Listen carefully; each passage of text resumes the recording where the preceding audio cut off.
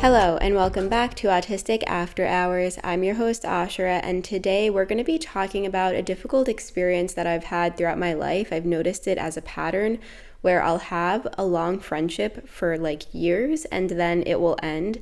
And I think this happens to all people for all different reasons, but I do think it's particularly common for high masking autistic people, and so I wanted to talk about it today because it's a really painful experience, and if you're going through it, I just wanted you to know you're not alone, and I wanted to talk about how it's impacted me and how I've experienced it. Before we get into the episode, quick reminder to follow Autistic After Hours on Instagram. I'm posting a lot of original content on that platform specifically pertaining to like more chatty videos about autism related things. So if you're interested in that, be sure to follow. Also, quick reminder to follow wherever you're listening right now, whether that's on Spotify, Apple, or YouTube. It helps me out a lot when you follow along. And without further ado, let's get into the episode. I think it would make sense to talk a little bit about my development and how I feel like the trajectory of my development was quite different from a lot of my autistic or non-autistic peers, and I think that relates a lot to why I've had this experience of close relationships coming to an end and it happening multiple times throughout my life. So I think where development comes into play here is that I've always felt like at least one or multiple stages behind in my development compared to like my non-autistic peers. I feel oftentimes like I'm right now in my late 20s developmentally where a lot of my peers would have been in like the early years of college, so like in their early 20s. And this has been a thing throughout my whole life. Like when I was in elementary school, I acted way younger. Like I always was told that I was talking in like a baby voice. In middle school did not have the same interests as a lot of my peers, and it seemed like I was kind of more developmentally like in elementary school. And then the same thing in high school, like when people started having interests in like romance and sexual things and all of that, it did not happen for me until many years later. And I often would fake that I was interested in those things because I wanted to be at the same level as my peers, but I really wasn't. And this wasn't an impact like with school related topics, like with education and stuff. I was always at the same level of my peers, if not excelling in school related subjects most of the time. It was more with social things, definitely way more with social things. And so for people like my family, they didn't necessarily notice because like my grades were always fine. I was keeping up, I was good at faking things, but socially I was really always struggling and behind. But most people just didn't notice because they either didn't see it or I was good at faking it. What ended up happening because of my more delayed development and because of high masking is I didn't start to feel any semblance of a strong, concrete sense of identity until super recently. And this is where I've noticed a very different trajectory regarding development compared to my autistic peers, because when I compare my development to theirs, I feel like most people that I know started to have a sort of strong sense of who they were, kind of coalescing and coming together more so in their early 20s. And they still maybe felt really lost. Like a lot of people still felt lost, felt kind of alone. Like all of that's normal to a certain extent, of course. But I feel as though I observed them really coming into themselves, really learning who they were in those early 20s years. Whereas for me, I felt completely distanced from who I was. I had no sense of identity. And again, it's because of the delayed development and masking in combination. It just completely wiped me of any sense of who I was. And I've talked about that a lot of times in the podcast in previous episodes. So if you want to hear more about that specifically, I've talked about it before, and I can talk about it again if you want.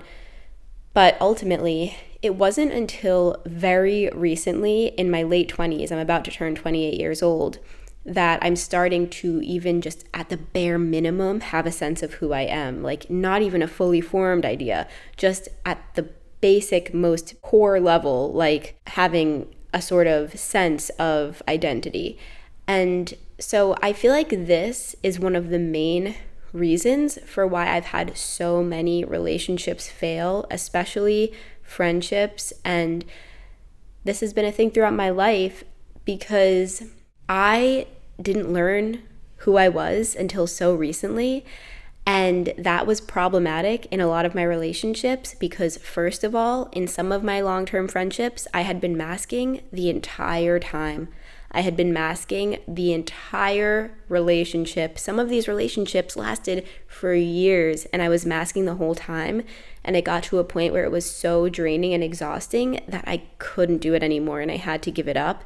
And at that point, I just kind of removed myself from the relationship. On the other hand, with the developmental stuff, because I've only very recently started to understand who I am, I've had some friendships recently come to an end because I've found that they had a very old idea of who I am. And I think, again, it's like a combination of the masking and the delayed development regarding my identity and sense of self. But because I've only recently started to understand who I am, a lot of the old ways that people know me and the old images and ideas of me that people have doesn't connect to who I am anymore. And because of that mismatch, I found it so difficult to exist in those relationships. And so a lot of these friendships coming to an end had been either my choice or a mutual decision. And often it's because I can't uphold the mask anymore. But even more than that, it's often because the idea that they have of me doesn't match who I currently am because I've been unmasking and because I feel way more developed now than I have ever before. And because of that mismatch, I find them kind of projecting an old image of me onto myself when I'm around them. And it's so uncomfortable that I can't stand it. And I just can't involve myself in it anymore. Something I've also noticed, and this is more recent, is that when I was younger, I really struggled with a lot of social things, and I still struggle now, except now I have a lot more wisdom and I've learned a lot more. And something I really struggled with as a kid was empathy. This is a common thing that autistic people experience differences with. Some autistic people have hyper or like super strong amounts of empathy. Some autistic people really struggle to feel any sort of empathy at all. Some autistic people have very high levels of emotional empathy, but weaker levels of cognitive empathy, and vice versa. For myself, I find that I have a strong amount of emotional empathy and a lower amount of cognitive empathy, meaning that I subconsciously kind of pick up and mirror emotions very easily. However, on a cognitive level, I have a hard time understanding emotions, both myself and others, and I have a hard time seeing other people's perspectives because of that. This was a significant issue in my early childhood friendships. I came off sometimes as quite selfish or as quite rude. And it wasn't necessarily because I was those things. It's because I was struggling a lot with understanding other people's perspectives. Things like theory of mind did not develop for me until much later in life. And it's a very mechanical process. So these days, I've learned, I've gained wisdom, and I've gained experience, and I know that I have to mechanically kind of remind myself to think about other people's perspectives, and I still struggle with it at times, for sure. But when I was younger, this is something I very rarely did, and it led to a lot of difficulties in friendships, and I take full accountability and responsibility for the areas where I went wrong, where I was not showing up as a good friend. However, I am much better with it now. I've learned a lot, and I also found that a lot of my long-standing friendships have made room for the fact that I experience empathy different from them. And because of that, those are the relationships that have lasted.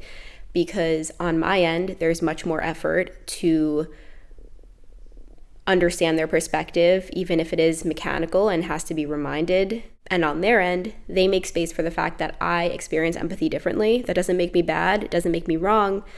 They just have to understand that, and we both have to kind of understand and make space and make accommodations for each other. However, in my relationships, and this I will say is both like with family relationships, with friendships, with really any type of relationship, even romantic ones that have come to an end, it's often because they don't have understanding for my differences socially, but a lot of times it's with empathy specifically. Another thing I've noticed is that some of my longer friendships that have come to an end, sometimes it's because that person is kind of still viewing me the way that they viewed me years ago. And this is something that's also been talked about a lot in the support groups that I run. This is a very common experience for autistic people, where they feel that if a person knew them when they were younger and knows them now, there's often this mismatch in the person being able to make space for the unmasked, like, newer version of who you are. So, like, for example, if I knew someone when I was younger and when I was masking and when I was struggling a lot with things like empathy, and I still know them now when I'm older, when I'm masking less, but I also can show up a bit more understanding of their perspective, and I also expect them to be more understanding of mine. What I find now is that those people that have known me both then and now sometimes have a hard time kind of reconciling the new version of me with the old version, kind of making space for this updated version of me that is way less masked, but also understands myself way more and understands like human dynamics more, and is kind of expecting you to make accommodations for me as well as I'm making accommodations for you. And I found that, again, the people that have known me then and now have a hard time just updating their understanding of who I am, especially like the unmasked version of who I am. And they have a really hard time making accommodations for me. They have a really hard time understanding me. They have a hard time making space for the fact that I'm not who I was then. And this has a lot to do with my, again, later development, but also that I'm masking way less. And that, again, I've developed more and I like understand where I need to show up better in relationships, what I need to do differently, where I need to kind of mechanically remind myself to see other people's perspectives, but I also expected them to make accommodations for me. And this whole thing is kind of confusing and it's a lot to think about, but I just wanted to try and verbalize it because it's a repeated pattern that I've noticed in my life, where I'll have these very long-standing relationships with people and then they just abruptly end. And it's sometimes because I have to pull out because I just can't uphold the mask, but it's also sometimes about them. It's because they cannot update their understanding of who I am, and that prevents them from being able to make accommodations for me. It also prevents them from being able to see all of the ways that I'm making accommodations for them. And it's really sad. And I think this is such a common thing for autistic people, and again, high masking autistic people, where we either have to end relationships because we can't mask anymore, because we can't uphold the level of masking we are doing for that person, or because we just don't feel affirmed in that relationship. We don't feel supported. We don't feel seen in that relationship because that person is refusing to update their view of us. That person is projecting an old image of us onto us, and it's so uncomfortable. They are essentially refusing to see the unmasked version of you, or this newer version of you where whatever it is that's changed is different, and they aren't able to see and make space for those differences. And so they are kind of holding you to old standards, holding you to old expectations of who you used to be, and they are refusing to see who you actually are now. And the unfortunate truth is that a lot of times they never will. They never will be able to update their view of you. They never will make space for the changes, for the ways that you struggle now that you didn't struggle then, or for the ways that you are a better friend now than you used to be, or for the ways that they need to accommodate you that they didn't used to need to, or the ways that maybe they need to accommodate you now that they didn't used to accommodate you then, or the ways that they can see now how much you're accommodating them that they didn't see then. They just aren't able to update these things in their mind. They are holding you to this old idea, this old concept of who you used to be. And when this happens repeatedly in relationships, sometimes those relationships have to end. And I think this is really common for high masking autistic people who are on a journey of unmasking, because sometimes when we unmask, we really change.